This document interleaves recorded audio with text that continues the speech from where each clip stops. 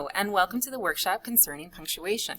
So if you've ever wondered when to use certain punctuation marks and when not to, and if you've ever shied away and decided, hey, I'm not going to use this punctuation mark because I don't know really how to use it and I don't want to get marked wrong or incorrect, and so you didn't do it, then this workshop will hopefully help you to gain confidence in when to use certain punctuation marks and why.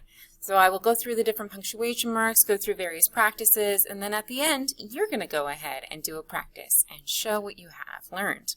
So first, regarding the semicolon is a wonderful punctuation mark that many people don't use because they are unclear when to use it. So there are two reasons to use a semicolon. The main usage of the semicolon is to separate independent clauses. That's when you would use it the most. So an independent clause is a clause that has a subject and a verb and it can stand alone. It makes sense on its own. So if you have two of those side by side, instead of using a period, you might want to use a semicolon to link those ideas. So in this instance, Scott liked to go to the park. That's one idea. Scott is the subject, liked is the verb, and it's a complete thought. Susie, on the other hand, hated the park. Susie is your subject, hated is the verb, and it's a complete thought. So these two ideas are similar. They're both about two people's ideas concerning a park, so you might want to use the semicolon.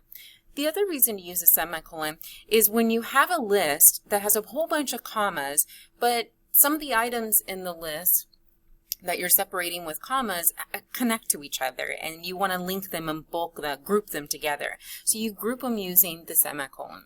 So in this instance, you have San Diego, California. Well, that's city and state, so that is one idea.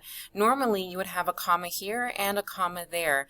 But you want to separate this idea from Portland, Oregon, which is the second idea, from Seattle, Washington, which is the third idea. So you use the semicolon to separate those three different ideas.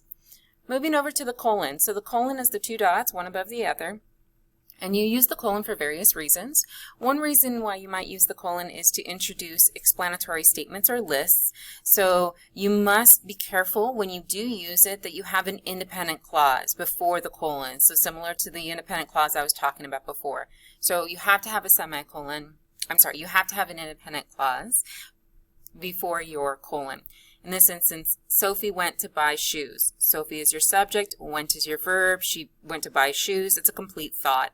And then it lists out, okay, what shoes did she buy? Nikes, Pumas, and Keds. So you use the colon before you have this list that explains what she bought.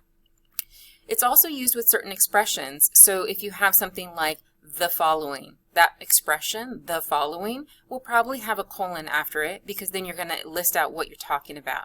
So Scarlett loves the following movies. Which movies? Finding Nemo, Brave, and Mulan. So that has the expression the following and it uses the colon. Next, this is probably what you're most used to. You use the colon for time, separating hour and minute. And then lastly, you would use it between title and subtitle. So sometimes we have books and it has a subtitle. So if Summer picked up the textbook titled Reading the World, that's the title, and then Ideas That Matter is the subtitle for that book, hence the colon. All right, the last one, italics. So when do you use italics? Well, you're going to use italics for long works that can stand alone. So a book is usually long and it usually stands alone. It's not found inside of something, it's its own entity. Or albums, newspapers, journals, magazines, websites, movies, all of those are long and they can stand alone. The other reason you would use italics is for emphasis. Like maybe you wanted to really be sure that your reader honed in on that word, that really focused on that word. So Samuel used to be a nice guy. Now he's a jerk. Used to be. You wanted to emphasize that fact that no longer is he a nice guy. Then let's see what you've learned. So just looking at semicolon, colon, and italics, we're going to apply it to these following sentences. So readers of the Los Angeles Times complain about its plethora of biased articles. Well, the Los Angeles Times is the title of a newspaper, so we're going to italicize that. 12:30 a.m. is the quietest time out of the whole day in California. Time, right? Separating our hour and our minute, so we're going to use a colon. I do not feel responsible. He made his own choice. Do you see how you have this kind of natural pause here? And that's because we have a subject I and do feel is your verb. I do not feel responsible as a complete thought. Then we have he made his own choice. He is your subject, made is your verb, and he made his own choice is a phrase, a clause that can stand alone. Hence, two clauses separated with a semicolon. Okay, Midnight Cowboy won Best Oscar Picture on February 24th of 1955. So this is a movie. Midnight Cowboy is the title of a movie, and as such, we want to italicize it. Some things you must do for yourself. Take a bath, brush your teeth, and go potty. So some things you must do yourself. Complete idea, complete thought. And that is then followed by a list. What are you doing by yourself? You take a bath, you brush your teeth, and you go potty, hence the colon. So this is an independent clause, and then you have that list, you put the colon. Lastly, number 6, she went on a crazy journey across the U.S. through San Diego, California, Boston, Massachusetts, and New York, New York. So again, normally this would be separated by a bunch, probably like 5, I believe, 5 different commas. But that's not going to make sense because it might make it seem as though the list is of 6 items. But really, it's 3 because San Diego, yes, California, city, state, so then we want a semicolon. Boston, yes, Boston, Massachusetts, again, city, state, we want our semicolon. And then New York, New York, and we want to separate that with the comma, city and state. Okay, let's move on. Moving over to apostrophes. So apostrophes can be a little tricky. You do have to know a couple of the rules. For example, if you're trying to show a possession, which is a normal usage of the apostrophe, you have to decide if the item that is possessing, whatever is showing the possession, is a singular noun or a plural noun. That's how you know, hey, do I add that S or not? And that's the trick. So if it's a singular noun, then you're going to add the S. If it's a plural noun, then it's just the apostrophe and no S. So here's an example. Sarah's book looked tattered and worn. So Sarah is only one person, so it's singular. So Sarah is singular noun. It's going to add the apostrophe and the S. Marcus's book looked brand new. Marcus is only one person, singular, so then you add the apostrophe S. However, in this next example, the men's room is gross. Well, men's is a plural noun, so hence you're going to add just the apostrophe, not an apostrophe S. Another reason you would use an apostrophe is still going to be about possession, but in this case, you have to decide multiple entities are possessing. So if the plural noun doesn't end in an S, if the plural noun doesn't end in an S, you add the apostrophe S, and it's to show joint ownership. Then the last noun gets the apostrophe. Individual ownership, then both gets the apostrophe. So if you have like Sarah and Michael are doing this X, Sarah and Michael own the store, right? Okay, it's Sarah and Michael's store. So because they are joint ownership, it's only Sarah and Michael's store, not Sarah's and Michael's store. Now it's joint ownership, they both have it, so it's Sarah and Michael's store. If it's individual, then they're both going to get this possession.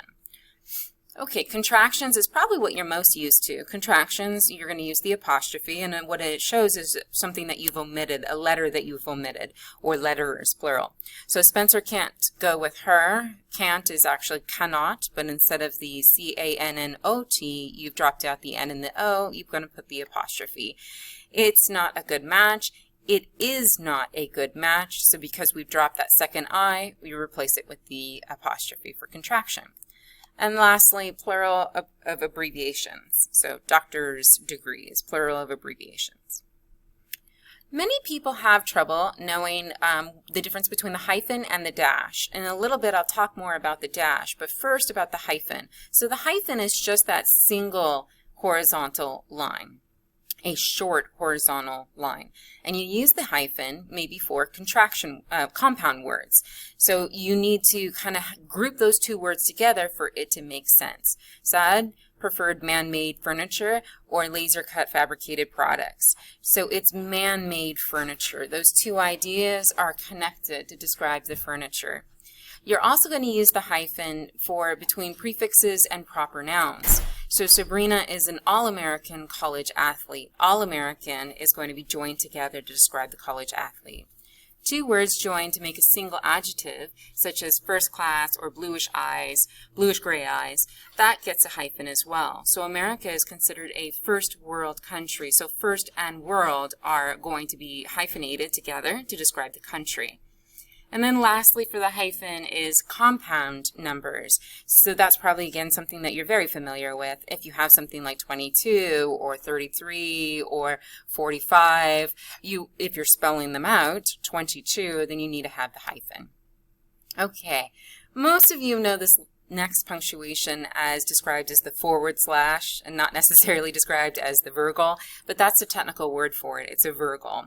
So with the virgule, you're going to use the virgule for fractions, and that's, again, something that you're probably very familiar with. So 2/3 finished with the project that was due Monday.